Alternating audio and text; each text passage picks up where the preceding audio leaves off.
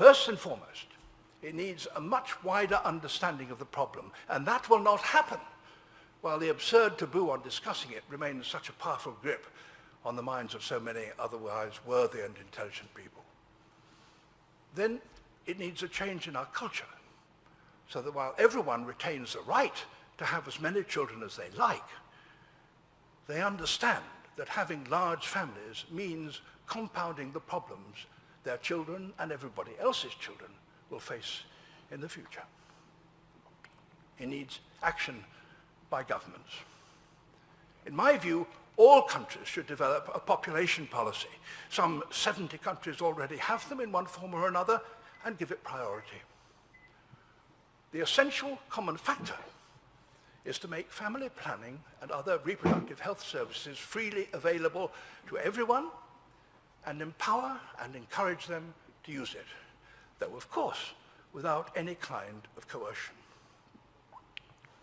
According to the Global Footprint Network, there are already over 100 countries whose combination of numbers and affluence have already pushed them past the sustainable level. They include almost all developed countries. This country is one of the worst. There, the aim should be to reduce over time both the consumption of natural resources per person and the number of people, while, needless to say, using the best technology to help maintain living standards. It's tragic that the only current population policies in developed countries are, perversely, attempting to increase their birth rate in order to look after the growing number of old people. The notion of ever more old people needing ever more young people, who in turn will grow old and need ever more young people, and so on ad infinitum, is an obvious ecological Ponzi scheme.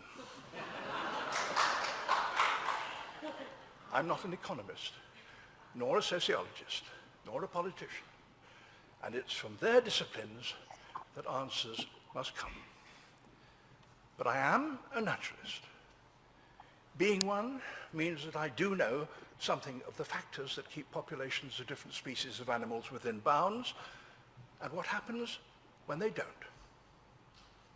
Thanks to our intelligence and our ever-increasing skills and sophisticated technologies, we can avoid such brutalities.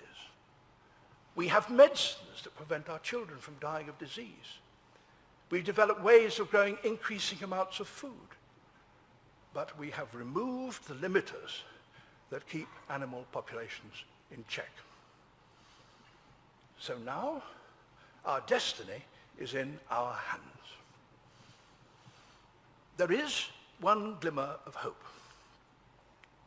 Wherever women have the vote, wherever they are literate, and have the medical facilities to control the number of children they bear, the birth rate falls.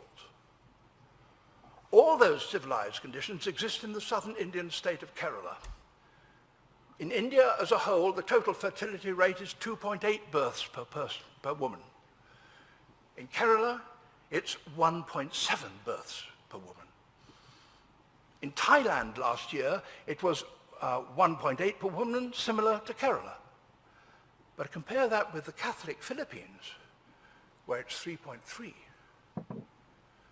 But what can each of us do, you or I? Well, there's just one thing I would ask. Break the taboo in private and in public as best you can and as you judge right. Until it's broken here, until it's broken, there is no hope of the action we need. Wherever and whenever we speak of the environment, add a few words to ensure that the population element is not ignored. If you're a member of a relevant NGO, invite them to acknowledge it. If you belong to a church, and especially if you're a Catholic, because its doctrine on contraception is a major factor in this problem, suggest they consider the ethical issues involved. If you have contacts in government, ask why the growth of our population, which affects every department, is yet no one's responsibility. Big, empty Australia has appointed a sustainable population minister. So why can't small, crowded Britain? The Hawaiian goose, the oryx, the imperial eagle, which sounded the environmental alarm 50 years ago, were, you might say, the equivalent of canaries in coal mines, warnings of impending and even wider catastrophe.